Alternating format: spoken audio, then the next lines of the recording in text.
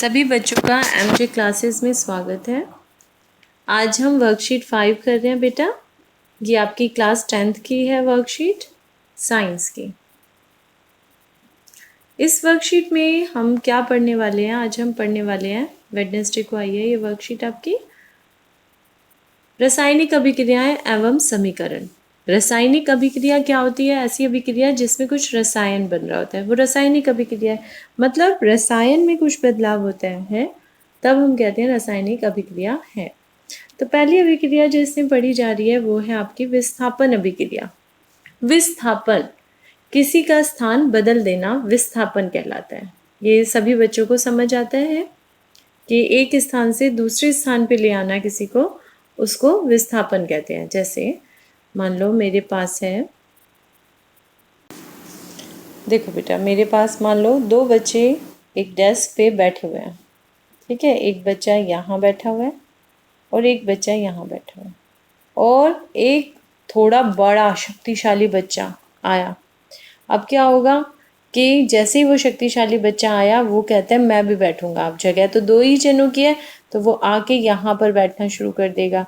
तो किसी ना किसी एक को वो क्या करेगा? धक्का देगा, है ना। ये बात समझ आई है सबको? भाई जो शक्तिशाली है वो अगर आपकी जगह पे आना चाहेगा तो वो आपको धक्का दे देगा और आपकी जगह पे आके खुद बैठ जाएगा। होता है ऐसा या नहीं होता? क्लास में भी ऐसा होता है, कितनी बार होता है। बच्चे आते हैं कंप्लेंट लेकर, मैम मेरी सीट पर बैठ गया या मुझे जगह नहीं मिल रही। बिल्कुल सेम वही बात मैं कर रही हूँ आपकी। चलिए, विस्थापन मतलब किसी की जगह हटा देना, मतलब वो जहाँ पे स्थापित था, उसका स्थान था, उसको हटा के दूसरी जगह पे भेज देना, वो विस्थापन है। तो विस्थापन अभिक्रिया में अधिक अभिक्रियाशील तत्व कम अभिक्रियाशील तत्व को उसके यौगिक से विस्थापित कर देता है। तो यहाँ उदाहरण क्या दे रखा है, देखो जरा, याद करने का तरीका दिया हुआ है कितना अच्छा है इसके अंदर। ए अकेला था, बी सी दो थे। अब जो बी था वो ए से कम स्ट्रॉन्ग था और ए था ज़्यादा स्ट्रॉन्ग। तो उसने क्या कहा? उसने कहा मैं तो बी की जगह पे बैठ जाऊंगा, और वो बी की जगह पे जाके बैठ गया। ये बैठ गया। अब क्या हुआ? बी को मिला धक्का, तो वो वहाँ से हिल गया और वो बाहर निकल के गिर गया, जैसे यहाँ हुआ। बी अकेला रह गया और ए उसकी जगह पे जाके बैठ गया, बी की जगह पे। तो ये हुआ विस्थापन। किसका विस्थापन कर दिया? बी का विस्थापन कर दिया। बी को हटा दिया। क्यों हटा दिया? क्योंकि ए जो है वो अधिक स्ट्रॉन्ग था, किससे? बी से। अब ये स्ट्रॉन्ग केमिकल्स में स्ट्रॉन्ग, या हम बात करें इस रासायनिक तत्वों में स्ट्रॉन्ग क्या होता है, कैसे स्ट्रॉन्ग हो गया, तो उसकी बात करते हैं कि कैसे स्ट्रॉन्ग हुआ। देखिए, हमारे पास बेटा एक रिएक्टिविटी सीरीज होती है। ये आपकी रिएक्टिविटी सीरीज है।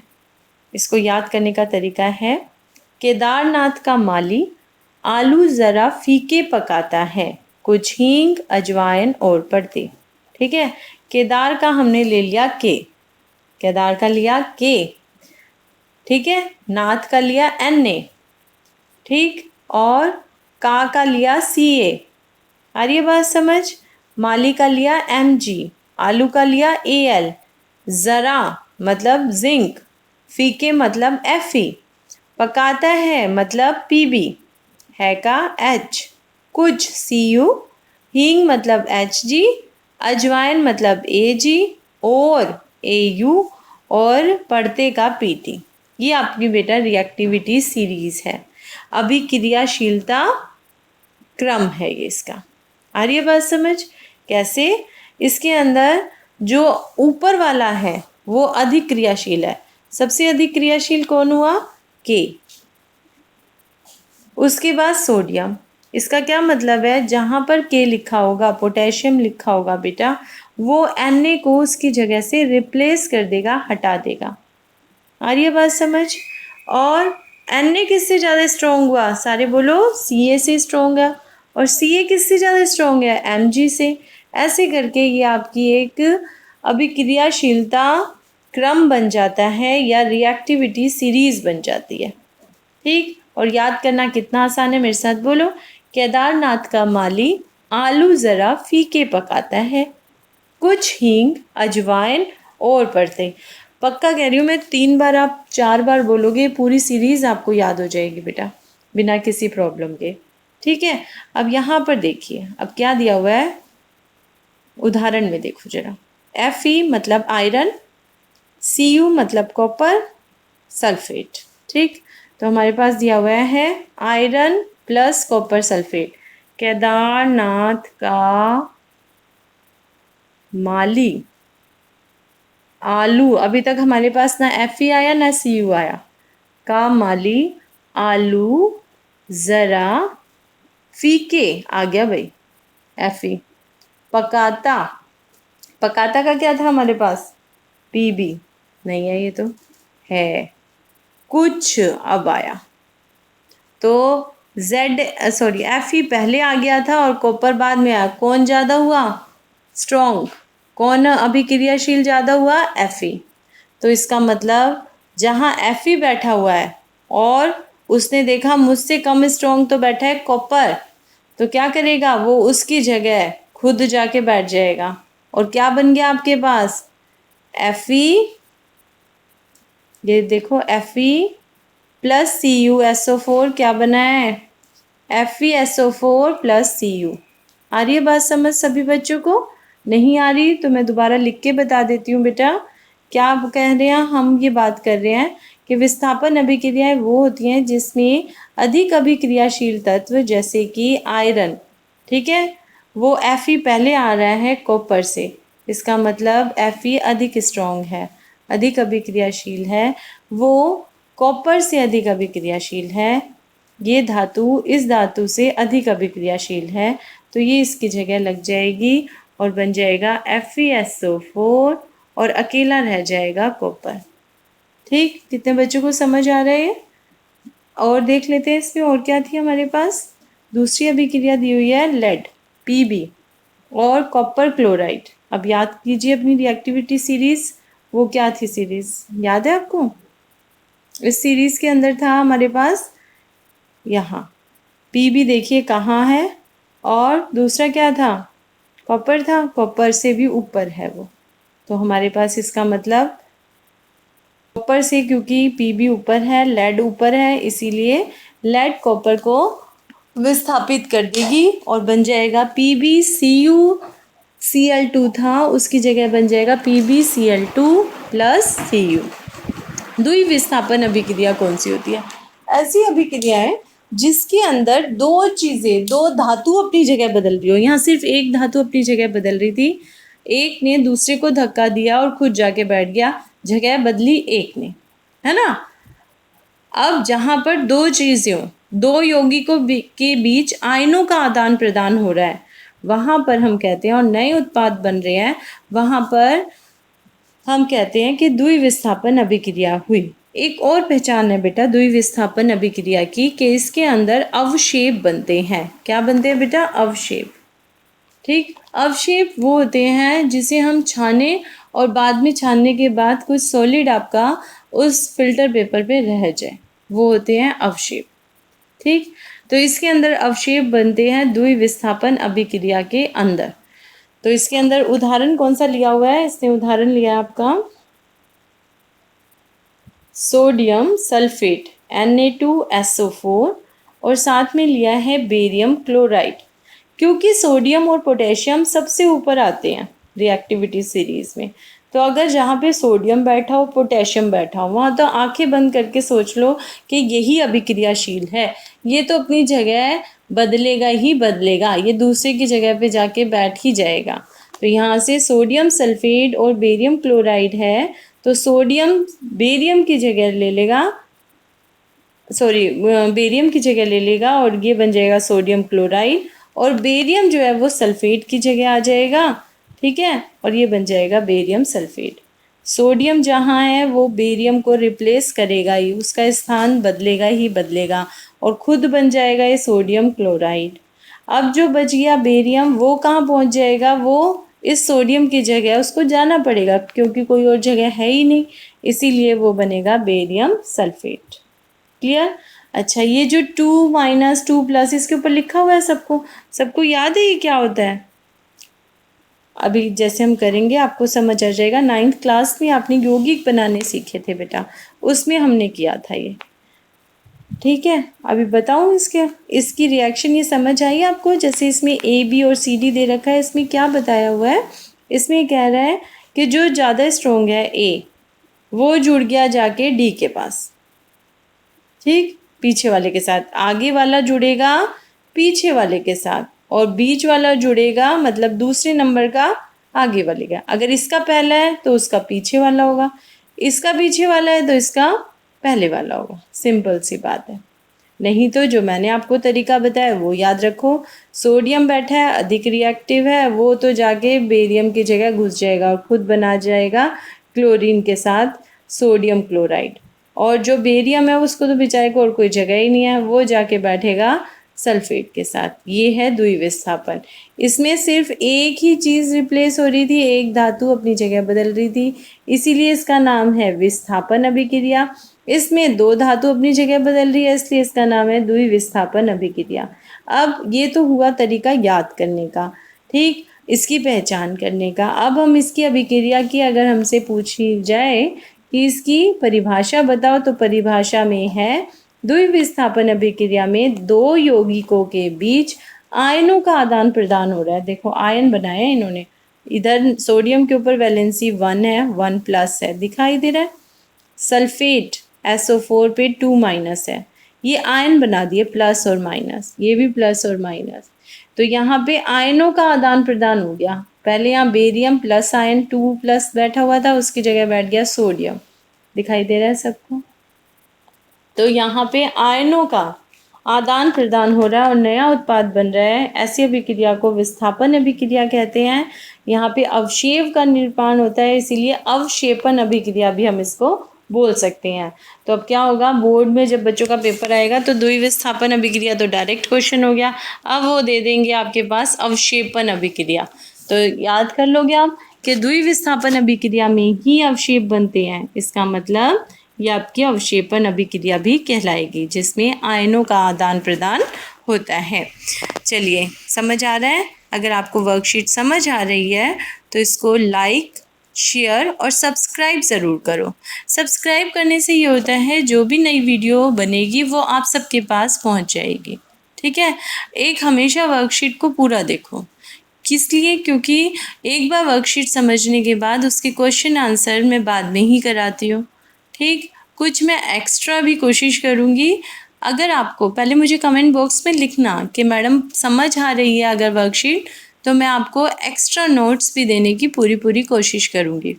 ठीक है, चलिए इसमें आ जाइए। पहला क्वेश्चन है आपका, निम्नलिखित में से द्विविस्थापन अभिक्रियाएं पहचानिए। दो विस्थापन अभिक्रिया हो रही है, दो चीज़ों की जगह बदल रही है। चलिए देखें अब जरा, बदल रही है या नहीं। पहला है कैल्शियम क्लोराइड, KCl लिखा हुआ है, Cl इकट्ठा है, K अलग है, ठीक है, और लिखा है PbI2। ठीक, अब क्या देख रहे हैं हम कि इसके अंदर लेड आयोडाइड है ये। चलिए अब ये चेंज करेगा और हमने देखा चेंजिंग हो रही है या नहीं हो रही, हमें तो यही देखना है। यहाँ K था, ये K हटकर I की जगह जुड़ गया, है ना, यहाँ से K उठा और I पे जुड़ गया, और दोनों, इसका पीछे का इसका आगे का हो गया। ये तो हो गई, इसका मतलब द्विविस्थापन अभिक्रिया। सोचने की ही हमें ज़रूरत नहीं है, ये तो है ही द्विविस्थापन अभिक्रिया। ठीक, पहली हमारे पास आ गई, इसका मतलब द्विविस्थापन अभिक्रिया। अब दूसरी देखते हैं, दूसरी में क्या होता है। दूसरी अभिक्रिया में C है, C गया और O के साथ जुड़ गया, और तो कुछ बन ही नहीं रहा। ये तो 2 से 1 बन गई, इसका नाम तो इसका मतलब संयोजन अभिक्रिया था। ये तो वो है ही नहीं द्विविस्थापन अभिक्रिया। पहली वाली आपकी हुई द्विविस्थापन अभिक्रिया, ये दूसरी तो नहीं हुई। अच्छा, अब आगे देखते हैं, फिर अगली क्या देखते हैं कि आगे क्या होता है। अगली वाली में है आपका CH4O2। अब C ने यहाँ गया, लेकिन H का क्या हुआ, ये तो आपकी ऑक्सीडेशन अभिक्रिया है। इसका मतलब तीसरी भी है हमारे पास, क्योंकि दो अलग अलग मेटल्स नहीं है। अगर दो अलग अलग मेटल्स होते, आयनों का आदान प्रदान होता, तो हम मान लेते कि द्विविस्थापन है। इसका मतलब जो हमारे पास आई द्विविस्थापन अभिक्रिया वो है सिर्फ एक, पहली वाली ये। तो आंसर आ गया फर्स्ट। ठीक। अगला क्वेश्चन है आपके पास, क्या होगा जब बेरियम क्लोराइड एल्यूमिनियम सल्फेट के साथ अभिक्रिया करती है। चलिए अब बताइए बेरियम क्लोराइड का फॉर्मूला क्या था। बेरियम Ba से है, क्लोरीन Cl से है। ठीक। अब बेरियम क्लोराइड है मतलब Cl2 यौगिक बनाने आते हैं या मैं बता दूं? अभी बताती हूँ बेटा आपको। यौगिक हमने ऐसे बनाए थे, बेरियम की वैलेंसी 2 होती है, इसके बाहरी कोश में 2 इलेक्ट्रॉन रह जाते हैं और क्लोरीन के कोश में एक ही होता है बाहर, इसीलिए दोनों का क्रॉस मल्टीप्लाई 9th क्लास में आपने सीखा था ये यौगिक बनाना, और यहाँ पे बन गया बेरियम क्लोराइड। बेरियम के साथ 1, क्लोरीन के साथ 2। ठीक। तो हमारे पास आया बेरियम क्लोराइड। क्वेश्चन पे आते हैं आप। बेरियम क्लोराइड लिखिए BaCl2। बेरियम क्लोराइड एल्यूमिनियम के सल्फेट के साथ अभिक्रिया करता है। अब एल्यूमिनियम की होती है 3 वैलेंसी, इसका यौगिक बनाएं जरा, बनाइए। एल्यूमिनियम की 3 प्लस की होती है वैलेंसी, सल्फेट की SO4 की 2। तो अब क्या करें, इसको ऐसे क्रॉस मल्टीप्लाई कर दो। Al के नीचे 2, SO4 जिसके नीचे हमें लिखना है 3। क्लियर। तो हमारे पास आ गया barium chloride plus aluminium sulphate. ठीक। अब याद कीजिए आपका जो रिएक्टिविटी सीरीज थी बेटा, वहाँ पर बेरियम जो है वो आपका उस वाली रिएक्टिविटी सीरीज में नहीं है। ये सबसे लोएस्ट पे आता है धातु, जो कि सबसे कम रिएक्टिव होता है, सबसे कम अभिक्रियाशील होता है। एल्यूमिनियम उससे ज़्यादा है, इसका मतलब एल्यूमिनियम उसकी जगह ले लेगा। अगर मेरे पास बेरियम क्लोराइड है, साथ में हमने जोड़ा एल्यूमिनियम सल्फेट, तो हमारे पास क्या बनेगा, बेरियम ले लेगा एल्यूमिनियम की जगह, एल्यूमिनियम ले लेगा क्लोरीन की जगह, बेरियम की जगह। तो यहाँ क्या बन जाएगा बेटा, Al2 AlCl3 एल्यूमिनियम क्लोराइड, और साथ में बन जाएगा बेरियम सल्फेट। बस, कोई 2 वगैरह नहीं बनेगा। ठीक, समझ आ रही है। चलिए निम्नलिखित 2 अभिक्रियाओं में क्या अंतर है। दोबारा तो नहीं बतानी ना हो, अगर कोई प्रॉब्लम हो तो दोबारा कमेंट बॉक्स में लिख देना बेटा। निम्नलिखित 2 अभिक्रियाओं में क्या अंतर है।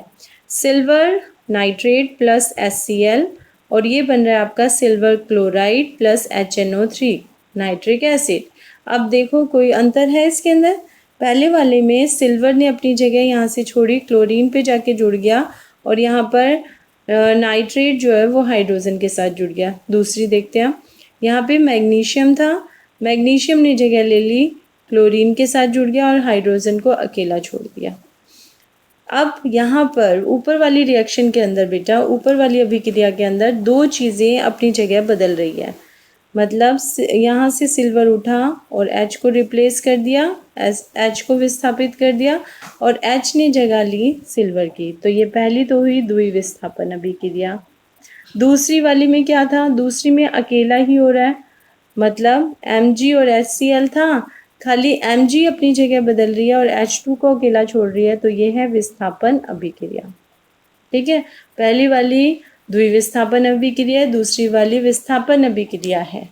अगला देखिए, इसका मतलब पहली वाली में बेटा अवशेप भी बनेंगे और जबकि दूसरी में कोई अवशेप नहीं बनेंगे। सही हमें चिन्ह लगाना है। यदि लोहे की कीलों को कुछ देर तक कॉपर सल्फेट के विलयन में रखा जाए तो क्या होगा। जब हम लोहे की कील को कॉपर सल्फेट के सॉल्यूशन में रख देते हैं बेटा, तो क्या होता है, कीलों का रंग भूरा हो जाता है। तो पहले वाला आपका आंसर ठीक रहा। क्यों होगा ऐसा, क्योंकि लोहा घुल घुल कर किस में जाने लग जाएगा बेटा। ऐसे था, हमने एक टेस्ट ट्यूब ली, उसमें यहाँ पर हमने सारा भर दिया कॉपर सल्फेट का सॉल्यूशन डाल दिया जो कि नीले रंग का था, उसमें हमने एक कील डाल दी। अब क्या होगा, इसमें रिएक्शन शुरू होगा और जो ये आपका आयरन है वो कॉपर सल्फेट की जगह कॉपर में घुसने लग जाएगा और कॉपर चढ़ने लग जाएगा इसके ऊपर। तांबे का रंग कैसा होता है, भूरा होता है, इसीलिए कील का रंग हो जाएगा भूरा, और जबकि सॉल्यूशन का रंग भी धीरे धीरे ग्रीनिश टोन पे आना शुरू हो जाएगा। ये आपने 9th में भी किया था, फिर भी मैं याद दिला रही हूँ बेटा, क्योंकि 10th में भी काफ़ी कुछ एक्टिविटीज़ वैसी ही है। चलिए, अब मेरे हिसाब से आपकी वर्कशीट पूरी है। फिर भी अगर किसी बच्चे को कोई प्रॉब्लम है तो वो ज़रूर कमेंट बॉक्स में लिखना। मैं अपने लेक्चर को और ज़्यादा इम्प्रूव करने की कोशिश करूँगी बेटा। कुछ रह गया है तो आपका आंसर मैं उसी में दूँगी। तो इसलिए चैनल को लाइक, शेयर और सब्सक्राइब ज़रूर करना, जिससे कि नेक्स्ट नोटिफिकेशन आपके पास अपने आप ही आ जाए। Thank you.